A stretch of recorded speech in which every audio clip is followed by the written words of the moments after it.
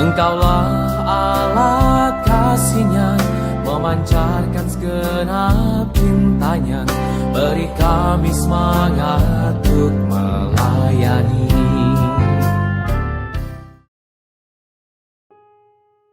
Selamat jumpa saudara-saudari dalam renungan harian Vincenzian pada hari Minggu biasa 10 Juli tahun 2022.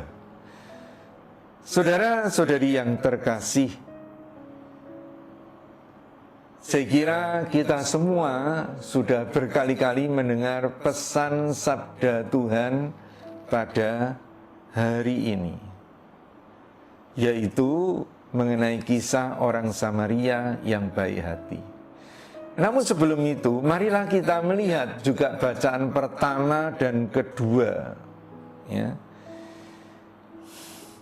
untuk melihat bahwa perintah Tuhan itu dikatakan tidak sukar. Perintah Tuhan itu tidak sukar. Tidak sukar karena perintah itu adanya bukan di langit, bukan di seberang lautan, tapi begitu dekat. Perintah itu tertanam dalam hati dan mulut kita. Maka saudara-saudara kita diajak oleh sabda Tuhan ini untuk memperhatikan, untuk mendengarkan hati kita, juga untuk memperhatikan mulut kita. Karena dalam hati kita ada Tuhan. Nah, dalam mawas diri, kalau di hati kita belum ada Tuhan, ya kita sebetulnya perlu untuk membuka hati kita itu bagi Tuhan. Dan Tuhan juga hadir lewat mulut kita. Maka kita harus memperhatikan apa yang terucap lewat mulut kita. Benarkah yang kita ucapkan itu tanda atau menyampaikan kehadiran Tuhan yang membawa damai? Saudara, sangat sederhana, ya. Tapi masalahnya adalah soal apakah kita membiasakan diri untuk memperhatikan hati kita dan mulut kita. Karena lewat itulah kita ini hadir di dunia ini, kita ini bergaul, kita ini menyampaikan kasih Tuhan. Dalam bacaan kedua, Rasul Paulus kepada jemaat di Kolose mengingatkan bahwa Kristus itu gambar Allah yang tak kelihatan. Dia adalah kepala tubuh yang sulung, ya, dari segala ciptaan, dan dia adalah kepenuhan Allah. Apa yang dikatakan Rasul Paulus ini selanjutnya juga dikatakan menjadi jaminan bagi kita. Kalau kita itu mengikuti Tuhan Yesus, maka kita ini juga akan menjadi gambar dari Allah yang tidak kelihatan, Allah yang tidak bisa dilihat oleh dunia ini. Sekali lagi, hanya dengan mengikuti Kristus, kita ini akan dapat sungguh-sungguh hidup sesuai dengan kodrat ketika kita diciptakan. Karena dalam Kejadian bab 1 ayat 27, Allah sendiri mengatakan, marilah kita menciptakan manusia menurut gambar kita. Dan Tuhan Yesus senantiasa mengingatkan kita akan hal ini, karena kita sering kali lupa bahwa kita ini gambar Allah. Kita ini menampilkan diri kita sendiri, bukan menampilkan Allah. Ya, gambar itu menampilkan Allah. Kalau kita punya KTP, ya, di situ ada pas foto kita, itu menampilkan kita.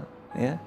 Kalau kita buat surat perjanjian atau surat yang resmi lain, KTP itu dengan foto kita di situ mewakili kita.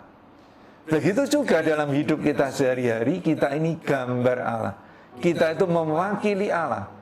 Dan pedomannya mudah, yaitu dengan mengikuti Tuhan Yesus. Karena Tuhan Yesus adalah gambar Allah yang tak kelihatan. Dia adalah kepenuhan kehadiran Allah dalam diri manusia, sama seperti kita. Karena itu kita tidak perlu menginginkan ya, Tuhan Yesus yang menampakkan kemuliaannya, menampakkan diri kepada kita. Marilah kita selama hidup kita di dunia ini mengikuti langkah-langkah Tuhan Yesus yang begitu manusiawi. Nah, dari situlah maka kita akan dapat memahami Injil mengenai orang Samaria yang baik ini dengan lebih jelas. Yesus, Putra Allah, mau menjadi sesama bagi kita, supaya kita juga mau menjadi sesama manusia bagi orang-orang lain di sekitar kita. Hukum yang paling mendasar adalah mengasihi Tuhan lebih dari segala sesuatu, dengan segenap hati, dengan segenap jiwa, dengan segenap kekuatan, ya, dan dengan akal budi kita, dan mengasihi sesama seperti diri sendiri. Inilah saudara-saudara yang seringkali menjadi soal. Mencintai sesama seperti diri sendiri. Itu berarti bahwa di dalam diri sesama kita harus selalu melihat bagaimana kalau saya sendiri ada di tempat dia.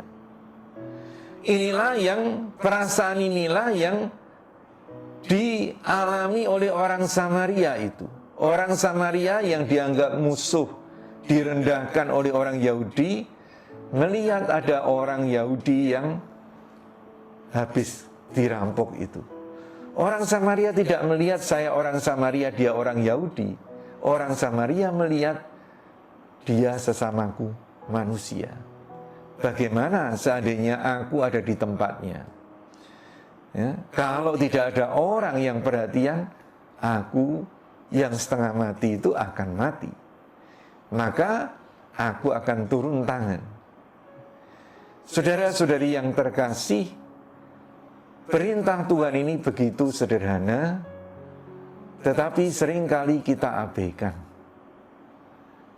Tuhan ada di hati kita untuk melihat sesama manusia sebagai ya diri kita sendiri yang perlu kita kasih. Sekali lagi, setiap kali kita melihat manusia, marilah kita ingat pesan Tuhan ini. Seandainya saya ada di tempatnya, apa yang saya harapkan? Kalau begitu, saudara-saudari, kita juga akan bersikap seperti orang Samaria yang baik hati itu. Dan dengan demikian kita mengamalkan perintah yang paling mendasar untuk mengasihi Tuhan, bukan hanya dengan hati kita, tapi dengan pikiran, dengan hati, maupun juga dengan kekuatan kita, dengan tindakan kita. Selamat mengasihi sebagaimana Tuhan Yesus juga sudah mengasihi kita sebagai sesama manusia. Amin.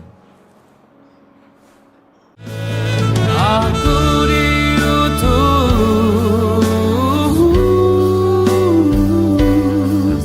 untuk mengasihimu Bapa, dan juga untuk membuatmu